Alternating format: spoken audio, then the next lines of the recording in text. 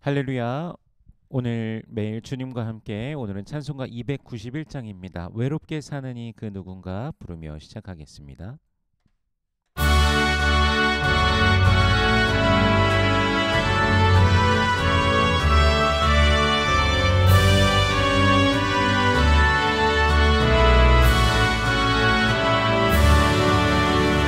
외롭게 사는 이 누군가 마음 아파 헤매는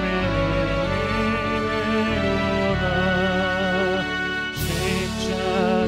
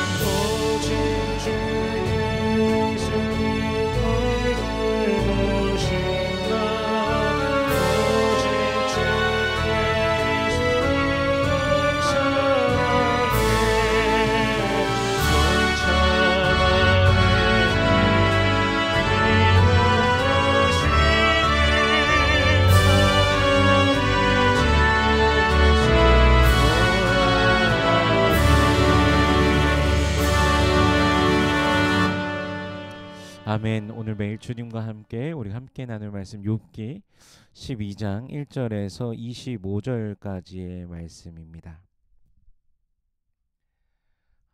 봉독은 1절에서 8절까지의 말씀, 9절까지의 말씀을 봉독하겠습니다. 1절에서 9절입니다. 욥이 대답하여 이르되 너희만 참으로 백성이로구나. 너희가 죽으면 지혜도 죽겠구나. 나도 너희같이 생각이 있어 너희만 못하지 아니하니 그 같은 일을 누가 알지 못하겠느냐. 하나님께 불러 아뢰어 들으심을 입은 내가 이웃에게 웃음거리가 되었으니 의롭고 온전한 자가 조롱거리가 되었구나. 평안한 자의 마음은 재앙을 멸시하나 재앙이 실족하는 자를 기다리는구나. 강도의 장막은 형통하고 하나님을 진노하게 하는 자는 평안하니 하나님이 그의 손에 후히 주심이니라. 이제 모든 짐승에게 물어보라. 그것들이 내게 가르치리라. 공중의 새에게 물어보라. 그것들이 또한 내게 말하리라. 땅에게 말하라. 내게 가르치리라. 바다의 고기도 내게 설명하리라. 이것들 중에 어느 것이 여호와의 손이 이를 행하신 줄을 알지 못하랴. 아멘. 잠시 기도하겠습니다. 은혜로우신 주님 감사합니다. 우리 주 예수 그리스도의 놀라우신 은혜와 사랑, 십자가 사랑 보혈의 능력으로 우리를 죄와 사망의 권세에서 건져내 주시고 영원한 생명을 주시니 감사합니다. 그 사랑 안에서, 그 은혜 안에서 오늘도 살아가게 하시니 감사합니다. 저 천성을 바라보며 믿음으로 걸어가게 하시니 감사합니다. 그 크신 은혜와 사랑에도 불구하고 때로는 죄의 미혹 속에 빠져 흔들리는 우리의 모습을 발견합니다.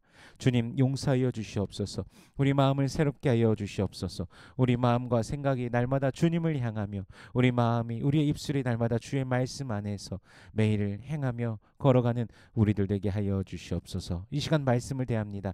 성령께서 친히 말씀 조명하여 주시사 깨닫게 하시고 아멘으로 화답케 하시며 순종케 하시며 하늘로부터 내려오는 신령한 복을 누리는 모든 주의 백성들 되게 하여 주시옵소서. 감사드리며 예수님 이름으로 기도드립니다. 아멘. 우리가 계속해서 말씀을 보며 나누고 있지만 욥을 위로하려고 방문하였던 욥의 친구들이 어떻게 하고 있습니까? 욥의 말을 들으면서 계속해서 욥을 비판하고 정죄하고 있습니다. 그들은 규범적인 지혜, 인과응보에 대해서 설명하면서 욥이 재앙 중에 있는 이유가 바로 욥 그의 자신의 죄 때문이라고 하면서 계속해서 욥을 지금 훈계하는 중에 있습니다. 친구들은요, 욥이 죄인이라는 어리석은 자라는 전제를 두고 말하고 있는 중입니다. 그러니까 하나님께서도 인정하시는 의인인 욥임에도 불구하고 친구들의 관점에서는 지금 욥에게 일어나는 재앙은 죄인이 아니고서는 일어날 수 없는 그런 상황이라는 것입니다. 그래서 계속되는 훈계와 정죄로 인해서 욥도 이제 좀 거친 반응을 보이게 됩니다. 오늘 2절에서 말하죠. 너희만 참으로 백성이로구나. 너희가 죽으면 지혜도 죽겠구나. 규범적인 지혜를 친구들이 즉 자신들만이 소유하고 있는 것처럼 말하는 것에 대해서 욥이 지금 풍자적으로 말하고 있는 것이죠. 계속해서 가르치려고만 하면서 자신들만이 진리를 아는 것처럼 말하는 그 태도에 대해서 지금 욥이 이제 이렇게 풍자적으로 또 분노하면서 말하고 있는 것이죠. 5절에서요. 평안한 자의 마음은 재앙을 멸시하나 재앙이 실족하는 자를 기다리는구나. 욥이 알고 있는 것들이지만 욥을 향하여서 그 내용을 로 계속해서 훈계하고 또한 욥은요 극심한 지금 죽음에 가까운 고통입니다. 지금 살아있는 사람의 몸이 지금 부패한 지경인 것이죠. 엄청난 고통입니다. 말로 표현할 수 없는 고통입니다. 근데 욥의 친구들은요 그러한 고통 속에 있는 욥을 바라보면서 그저 그냥 계속 말만 하고 있는 것이죠. 그 훈계를요. 그러니까 그들이 지금 욥이 지금 얼마나 고통스러운지를 전혀 알지 못하는 것입니다. 눈으로 보고 있음에도 불구하고 그냥 강 건너 불구경하는 것 같은 것이죠. 그래서 아픈 자를 위로하는 데 있어서 공감하고 이해하는 것이 얼마나 중요한지를 보여주는 장면입니다. 친구들은 욥이 죄를 지었으니 벌 받는 것이 당연하다라고 하면서 단정하고 있는 것인데 이것이 욥에게 있어서 사실상 또 잔인한 말인 것이죠. 이미 온 몸과 마음이 상처로 가득한 자에게 말로써 상처를 더 도려내고 지금 후벼 파고 있는 것입니다. 그래서 우리가 이 사건을 현장을 바라볼 때 물질의 문제든 관계의 문제든 뭐 육신의 그 연약함의 그 질병의 문제이든 괴로워하는 자를 위로하는 것이 분명히 예수의 사람들의 할 바인 것임을 생각하게 되면서 물론 당연한 것이죠. 근데 그때 다가갈 때 타인을 향한 헤아림으로써 다가설 줄 아는 그런 마음과 생각을 가지는 저와 여러분이 되기를 소원합니다. 그 다른 사람을 헤아리면서 접근하는 것도 그리스도인으로서 가져야 될 또 용기인 줄로 믿습니다. 6절에서는요. 강도의 장막은 형통하고 하나님을 진노하게 하는 자는 평안하니 하나님이 그의 손에 후히 주심이라.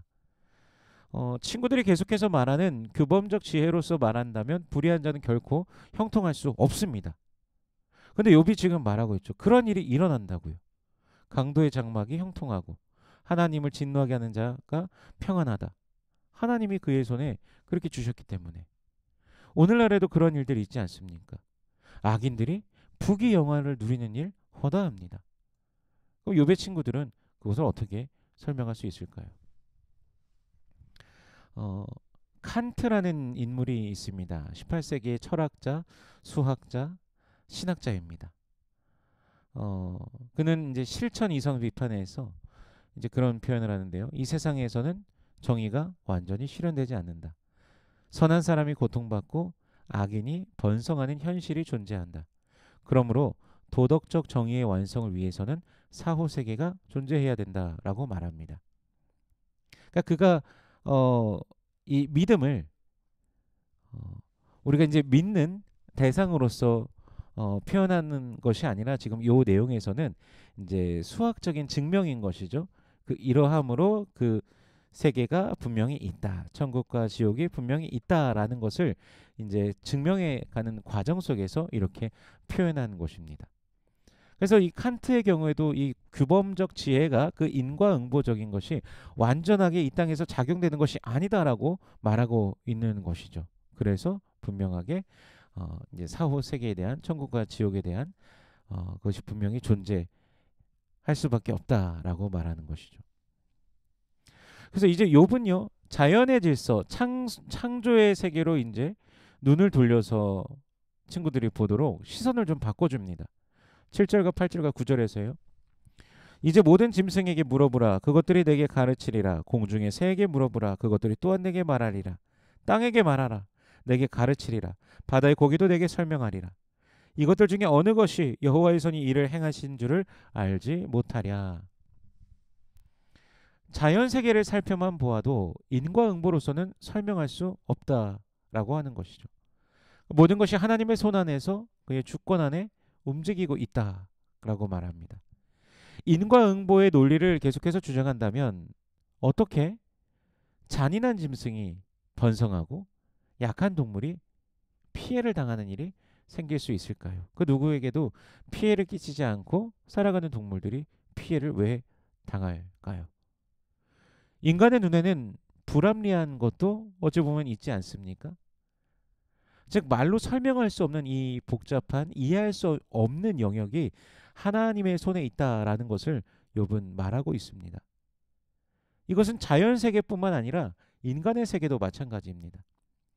23절과 24절에요.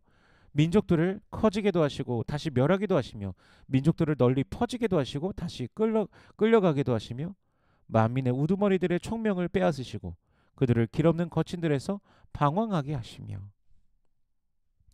흥왕하는 나라가 있는가 하면 소멸하는 나라도 있습니다.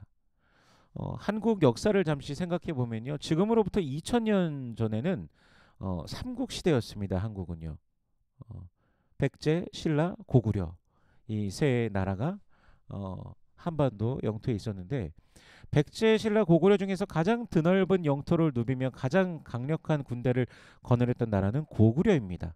저 지금 현재는 뭐 안타깝게도 중국 땅에 있지만 저 만주 벌판과 그 모든 영토가 다 고구려의 땅이었습니다. 기세로 본다면요, 고구려가 삼국 통일을 할 것만 같을 그 정도로 강력한 군사력을 가지고 있었던 것이 바로 고구려입니다. 그런데 오히려 삼국을 통일하는 것은 신라입니다. 그래서 통일 신라라고 부르죠. 근데 그 통일 신라도 약 300년의 역사를 뒤로하고 사라지면서 고려가 탄생합니다. 태조 왕건 많이 들어보셨을 것입니다. 이 고려는 고구려의 정통을 잇는다고 하였습니다. 그 300년 동안의 시간 동안 그 신라, 통일 신라, 그러니까 즉 신라의 이름인 것이죠. 그렇게 있었지만 300년이나 지났는데 또 고구려의 정통을 잇는다고 하면서 고려 왕조가 이제 태어난 것이죠. 그러니까 이러한 흥망성쇠를 또 인과응보로 또 어떻게 설명할 수 있겠습니까? 인간이 겪는 고난을 다 어떻게 단순 논리화해서 설명할 수 있겠습니까? 그러므로 우리는 더욱더 하나님을 의지할 수밖에 없다라는 것을 생각해 보게 됩니다. 우리 주님의 손에 모든 것이 있고 우리가 이해할 수 없는 그 모든 것이 주님의 지혜 안에, 주님의 지식 안에 있다라는 것을 우리가 인정하면서 오직 주님만 의지하고 주님만 바라게 되는 것입니다. 고난 속에 있는 축복을 발견하시기를 축복합니다. 다윗은 시편 119편에서 고난당하는 것이 내게 유익이라고 고백하고 있습니다. 고난은 영혼을 깨우고 우리로 하여금 말씀을 향하게 합니다. 말씀으로 우리를 내어 던지며 하나님을 더욱더 가까이 하게 하는 것이죠. 모든 것을 주관하시는 하나님께 모든 것을 의탁하는 저와 여러분이 되기를 소원합니다. 겸손히 주님을 바라며 오늘도 주님의 이름 안에서 참 평안을 누리는 이 하루가 되시길 주 예수 그리스도의 이름으로 축원합니다. 기도하겠습니다. 은혜로우신 주님 감사합니다. 우리 주 예수 그리스도의 사랑과 그 능력 안에서 오늘을 살아가게 하시니 감사합니다. 그리스도 예수를 바라며 기뻐하며 매일 믿음으로 걸어가는 주의 백성들 되게 하여 주시옵소서. 우리 안에 계시는, 우리 안에 함께 하시는 주님의 성령으로 말미암아 늘 위로받고 힘차게 이 세상을 나아가는 주의 백성들 되게 하여 주시옵소서. 기도의 제목들이 있습니다. 주님 응답하여 주시옵소서. 살아계신 우리 하나님의 그 능력을 우리의 삶 속에서 날마다 맛보며 주님을 기뻐하는 주의 백성들 되게 하여 주시옵소서. 육신에 연약한 자들이 있습니다. 주여 치료하여 주시옵소서. 머리부터 발끝까지 새롭게 하여 주시옵소서. 온몸의 장기 기관과 신경계와 혈관과 그 모든 세포, 그 마디, 조직 모든 곳에 이르기까지 우리 하나님의 그 능력으로서 임하여 주시옵소서. 새롭게 하여 주시옵소서. 치유하여 주시옵소서. 마음이 상한 자를 위로하여 주시옵소서. 우리 주님께서 위로하여 주심으로 말미암아 새 마음이 새롭게 되어지는 역사를 누리며 주님을 즐거워하는 모든 주의 백성들 되게 하여 주시옵소서. 오늘 하루를 주님께서 이끌어 주시옵소서. 주님의 선하심과 인자하심으로 우리를 인도하소서. 여호와는 내게 복을 주시고 너를 지키시길 원하며 여호와는 그 얼굴을 내게 비추사 은혜 베푸시길 원하며 여호와는 그 얼굴을 내게로 향하여 드사 평강 주시길 원하노라. 주님 말씀하셨으니 언약하신 대로 오늘도 임하여 주시옵소서. 감사드리며 예수님 이름으로 기도드립니다. 아멘.